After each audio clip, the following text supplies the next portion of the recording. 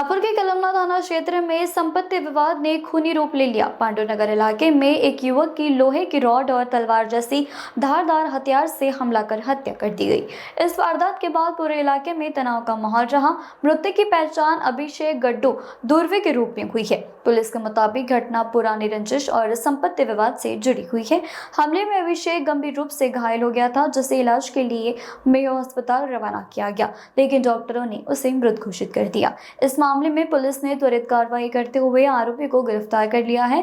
गिरफ्तार आरोपियों की पहचान दीनानाथ कल्पना गायकवाड़ और संतोष प्रदीप गायकवाड़ के रूप में हुई है, जबकि ललिता जाधव नाम की एक महिला आरोपी अभी फरार बताई जा रही है। पुलिस इसकी तलाश में लगातार छापेमारी कर रही है। कलमना पुलिस ने हत्या का मामला दर्ज कर आगे की जांच शुरू कर दी है। पुलिस का कहना है कि फरार आरोपी को भी जल्द ही पकड़ लिया जाएगा। गुलशन नगर मध्ये एक परिवार राहतो, तुलसीबाई गायगवाल। तिला 2 मुली आणि 3 मुलं आहेत।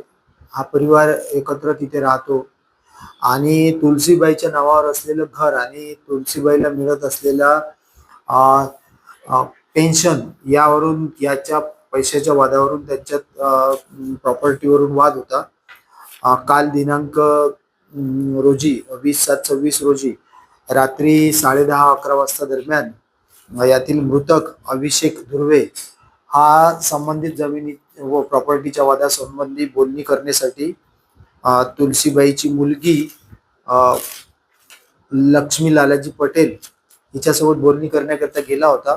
तेव्हा त्यांच्यात वाद होऊन लक्ष्मी लालाजी पटेल, दीनानाथ कर्लूराम निलमरकर आणि संतोष गोवर्धन गायकवाल या तिघांनी मिळून त्यांना लाकडी दंडा, एक टिकस आणि क्रिकेट बॅट यांनी मारहाण करून त्याला गंभीर दुखापत झाली। त्यानंतर त्याला मेयो आणि मेडिकल हॉस्पिटलमध्ये भरती करण्यात आलं होतं।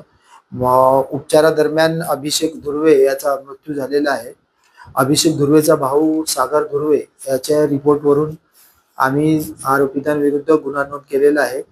गुन्ह्याचा तपास सुरू आहे।